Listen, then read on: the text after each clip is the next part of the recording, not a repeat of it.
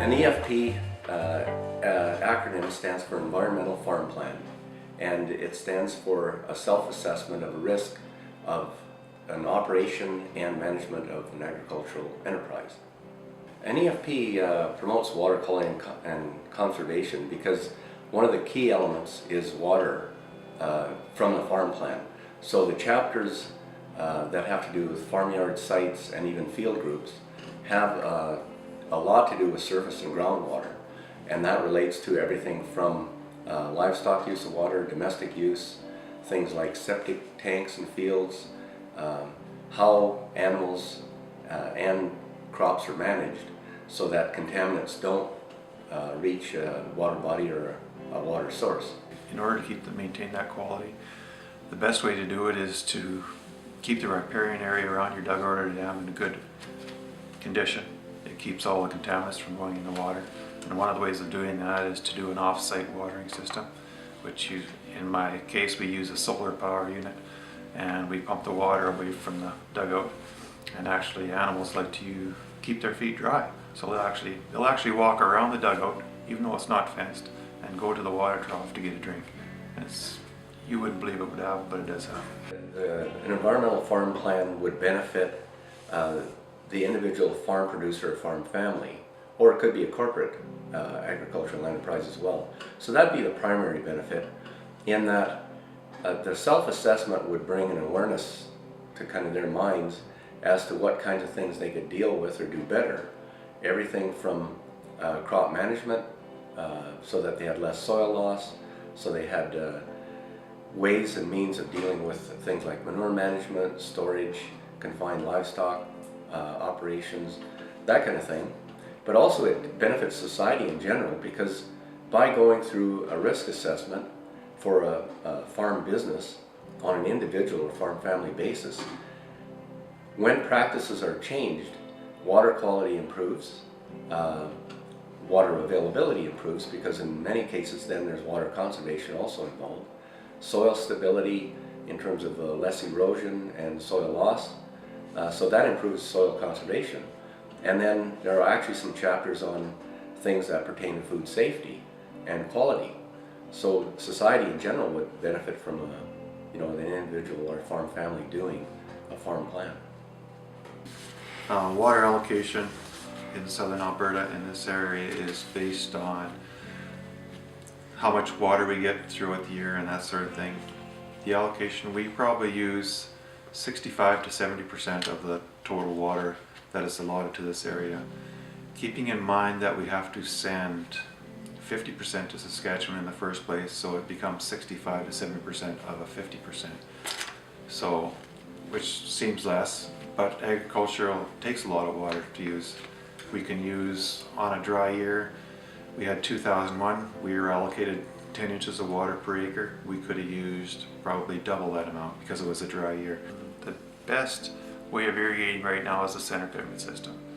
So what you do is you have a center pivot. Most of them are on a quarter base, and a quarter being 160 acres, so your pivot will do 132 acres. So what we do is we pump the water to the middle of the quarter, we put up the middle of the system, and it's sort of like putting a pin in the ground and putting a string around, and your string goes round and round, which is basically what a pivot system does. Most pivots right now use a low pressure system. I'd say the most popular sprinkler system is probably rotators, and you're probably running about 20 psi, which is quite low. You can get sprinkler systems that go down to 6 to 8 psi, which reduces energy consumption.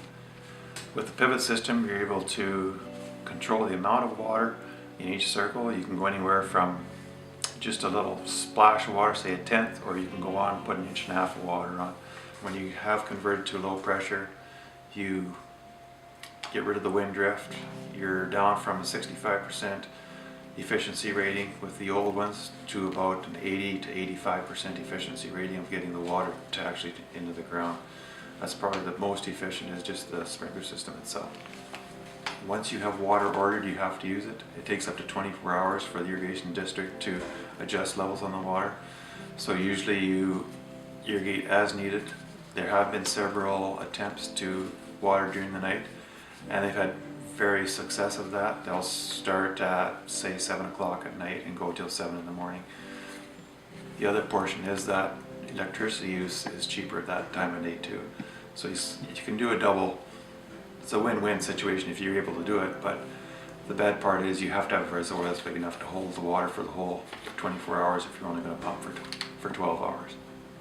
A farm operator that has completed a plan, if they choose to, they can apply for cost sharing up to 50% of a project that they want to have done. So if they wanted to keep livestock off of creek bottoms, if they wanted to do something with manure storage, composting, they could apply for funding on a cost share basis to help them complete a project. A lot has been going on with computerization of irrigation. Right now we have computerized panels at the center. These computerized panels, you can start and slow your pivot up anywhere on the field. You can put on a 1/2 inch in one section and maybe 2/10 in another section and speed all by programming the computer panel. One thing the computer panel will do, you can stop and start and check the status of your computer all on your cell phone. So I can be in Calgary and I can use my cell phone, type in the pivot I want to start up, and I can do it all the way from Calgary. They do have a new thing out now. It's called variable rate irrigation, and what it does is I can take a section of the pivot, say 1 or 2 spans, and I can actually stop those pivots now. If I go over a slough with it, I can stop those sections of the pivot, wait until the pivot's gone over, and then I can restart them, and the pivot will keep on going. So I'm putting the water where it's needed, and I'm stopping the water where it's not needed at that point in time. Probably the next best thing, they're just starting to do it here, is they're actually putting soil moisture monitors in the ground. So the pivot, and they're tying it into the computer panel, and they're actually having it so the pivot will read that, and it'll start up automatically when the moisture is needed for the crop. The contact for completing an environmental farm plan or just getting information could be through 310 Farm, and that's an Alberta Agriculture toll-free line, and they will give you the name of a technician or a resource assistant in a regional area that you can then contact, and they would come out to the farm, do a farm visit, or you could meet in an MD office or a county office and start your farm plan workbook. So the technical assistance really relates to how to complete each section of the workbook or each chapter.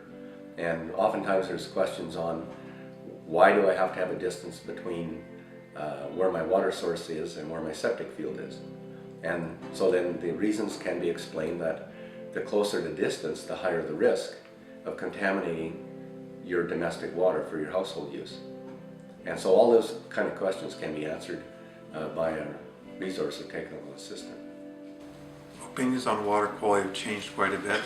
We're much more diligent in how we use the water. Everybody is more informative. You can go onto a computer now and you can find in a matter of seconds or minutes what everybody's using and water's allocated. We're coming to realize that there's going to be more people on the land. We're going to have to make better use. With the water moratorium in the southern part of Alberta right now, you become well aware. Over the years, being that we are in the dry part of Alberta, we have always found a real value for water because there are years when we don't have it. So when you do have water, you become very appreciative of that type of water. And your knowledge from those dry years makes you a better user of that water.